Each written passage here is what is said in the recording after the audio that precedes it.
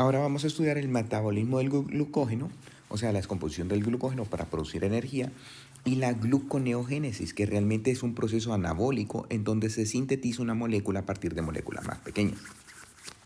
Entonces, el glicógeno en los animales es el equivalente al almidón en las plantas y es la forma como se almacena la glucosa en los organismos. Cuando hay mucha glucosa, esta se almacena. Al hacer falta, se recurre inicialmente a la ruptura del glicógeno. Vean que el glicógeno se almacena principalmente en el hígado y en los músculos. Y cuando se requiere más, a la gluconeogénesis, que es la forma de cómo convertir el piruvato en glucosa. Entonces ahora vamos a ver estos procesos, cómo se llevan a cabo y la estructura de cada una de las moléculas para que vean cómo se almacena la glucosa. Recuerden que la glucosa es la principal fuente de energía, entonces el organismo tiene que tener una fuente de energía de almacenamiento principal para obtener de forma rápida la glucosa en caso que se necesite. Eso sobre todo cuando se tiene mucho ejercicio. Vean que para una fuente más prolongada se hace con los lípidos o cosas por el estilo, como iremos estudiando. Entonces aquí tenemos la ruta que estuvimos estudiando previamente, es esta ruta. La glucosa mediante la glicólisis se convierte en la glucosa 6-fosfato. Recuerden las 10 reacciones que estuvimos estudiando, en donde la glucosa se convierte en la glucosa 6-fosfato. Esta glucosa 6-fosfato, la glucosa se convierte en la glucosa 6-fosfato en el proceso en donde primero se consume una molécula de ATP para volverla en una molécula más energética, y ahí sí viene la glicólisis. La glicólisis, las 10 reacciones que les estaba hablando, lo convierten en el piruvato. Este piruvato, la principal forma de obtener energía de él es que se convierte en acetilcoenzima A y entre al ciclo del ácido cítrico. Pero también tiene otras formas. Por ejemplo, si ustedes lo que requieren es una energía instantánea en el músculo, se va a convertir en lactato, que es cuando le dan esos dolores así, que queda doliendo los músculos. O puede ser que la almacenemos, vean que sea precursores de aminoácidos, o sea que cambie de ser un carbohidrato a que sea ahora un precursor de un aminoácido y de una proteína. Ahora, noten lo que es la gluconeogénesis. Es el proceso contrario en donde el piruvato se convierte en glucosa 6-fosfato. Entonces es un proceso contrario en donde de moléculas más pequeñas estamos sintetizando moléculas más grandes. Esta vía de la pentosa fosfato no la hemos estudiado y la vamos a dejar sin estudiar. Y bien, ¿qué tal si no queremos descomponer la glucosa 6-fosfato y convertirla en piruvato y así obtener energía? Se puede almacenar para un periodo en donde, o sea, siempre hay almacenamiento, una especie de precaución que tienen los organismos, en donde se sintetiza como glucógeno o glicógeno. Entonces la glucosa se acumula en una serie de moléculas en donde se convierten en glucógeno. Además, recuerden que la glucosa es sumamente reactiva, entonces estaría como ahí con peligro de que reaccione en cualquier sitio. Hay que almacenarla de una forma que no sea tan reactiva y que pueda ser empleada de una forma posterior. Entonces, si se requiere energía, el glucógeno es la primera fuente de energía que busca el organismo, que es la ruptura del glicógeno. Se obtiene glucosa 6-fosfato, glicólisis, piruvato, acetilcoenzima A, ciclo del ácido cítrico. En caso de que ya no tengamos nada de consumo de energía, entonces que hayamos gastado todas nuestras reservas del glucógeno, esto le sucede, por ejemplo, fíjense las aves que hacen un gran recorrido, que migran, entonces su primera fuente de energía es el glucógeno. Ya después empiezan a obtener otra fuente de energía que sea más elevada, por ejemplo, el consumo de lípidos. Pero ¿qué tal si se requiere energía? Entonces el organismo se empieza a comer a sí mismo.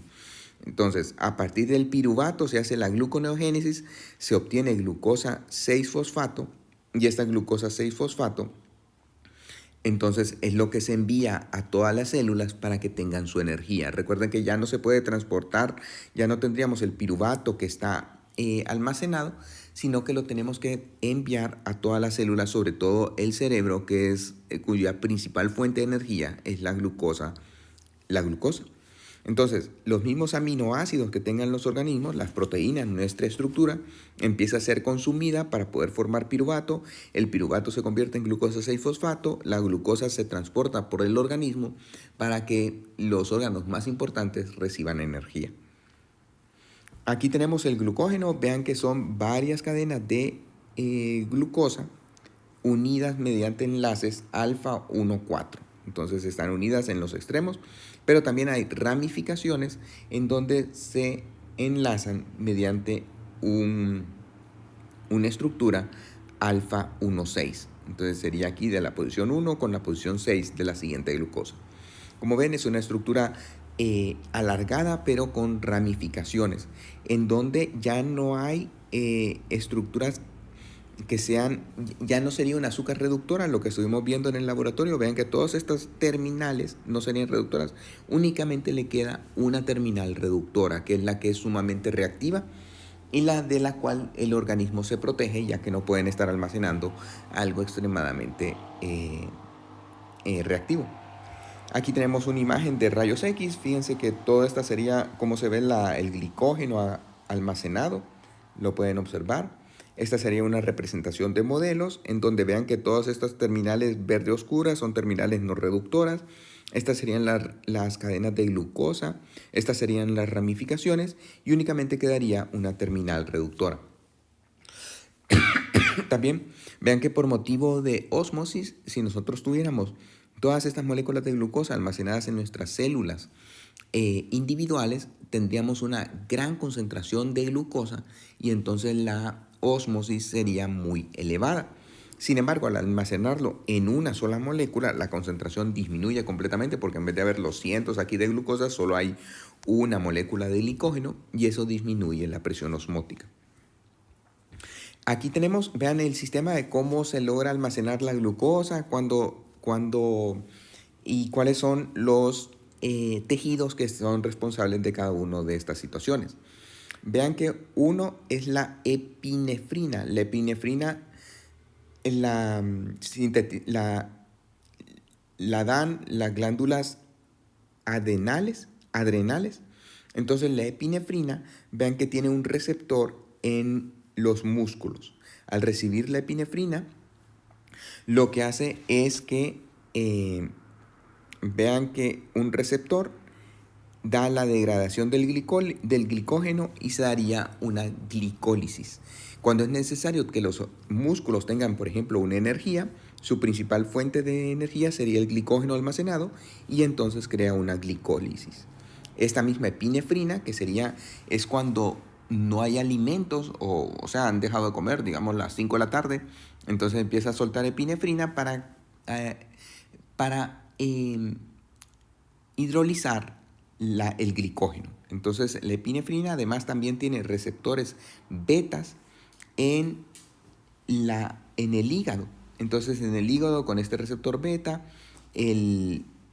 la enzima promueve la degradación del glicógeno y la formación de glucosa para tener energía.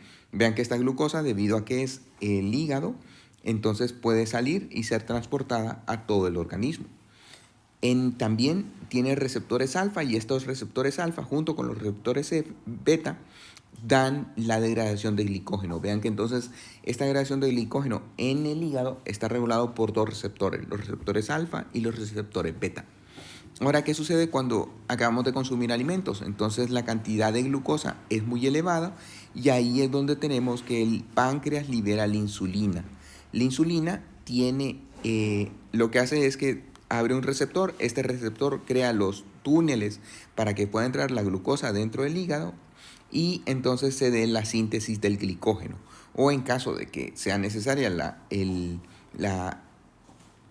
de que sea necesario estar obteniendo energía, entonces sale la glucosa que es transportada a lo largo de todo el organismo.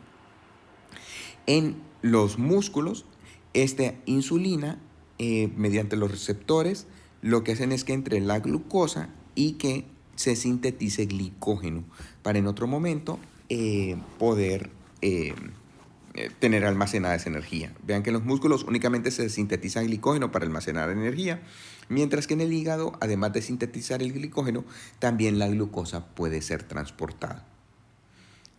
También vean que existe el glucagón. Este glucagón, que es secretado por el páncreas, lo que hace es que tienen receptores especiales en el hígado que promueven también la degradación del glicógeno. Noten que entonces son 3 receptores los que regulan esta degradación del glicógeno en el hígado.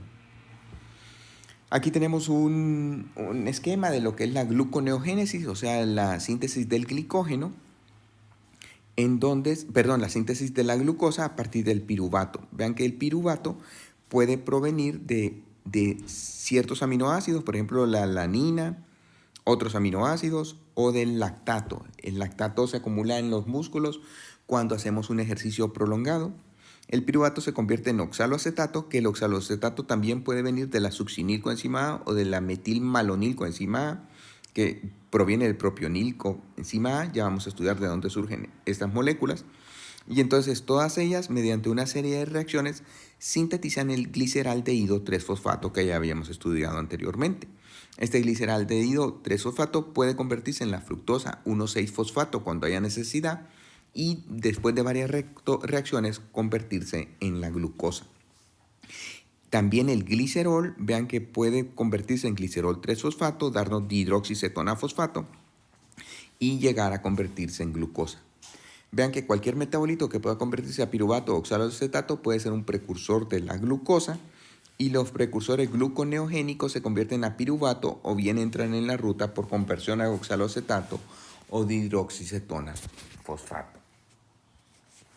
Y aquí les presento un esquema en donde están todas las reacciones de la gluconeogénesis. No las vamos a estudiar con mayor detenimiento, únicamente se las presento para que lo observen, el piruvato y llegar hasta la glucosa, pasando por la fructosa 6-fosfato y la glucosa 6-fosfato. Aquí están todas las vías para llegar a producir la dihidroxicetona y el gliceraldehído 3-fosfato. Y como les dije, el glicógeno era la forma en que los animales almacenan la glucosa. En las plantas, estas se almacenan como amilopectina, en donde vean que todos estos son unidades de glucosa enlazadas mediante enlaces alfa 1,4, los mismos que se encuentran en el glicógeno, y enlaces alfa 1,6. Sin embargo, la amilopectina sería de alguna forma más ramificada. Y está la amilosa, que vean que forma esta especie de hélice, en donde esta únicamente tiene los enlaces alfa 1,4. Cabe recalcarles que la amilosa es mucho más digerible que la amilopectina. Entonces la amilosa es más fácil de digerir, mientras que la amilopectina, al contener además los enlaces alfa 1,6, sería menos digerible. En los alimentos muchas veces adicionan amilopectina para que quede como más elástico, que quede con apariencia más fresco. Pónganse a pensar el pan, que queda como bien rico. Entonces generalmente es que está rico en amilopectina, pero están bajando el poder nutricional del compuesto.